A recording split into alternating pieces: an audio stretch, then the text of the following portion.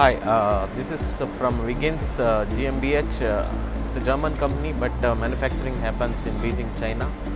So you have a product here that is a magnetic hotplate stirrer.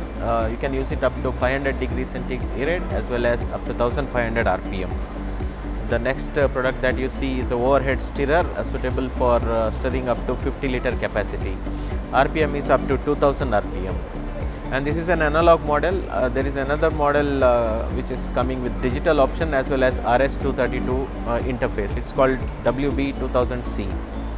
The product that you see over here is a Wiggens dry path. It is typical in the sense the medium used here is alloy beads. So you have faster rate of conduction. You can use up to 1 liter that is sample volume, and you can use it up to 150 degrees Celsius. So Wiggen products that you see typically are shaking water bath, ultrasonic shaking water bath, parallel reaction system and high pressure reactors. So for more products you can see our product portfolio. Thank you.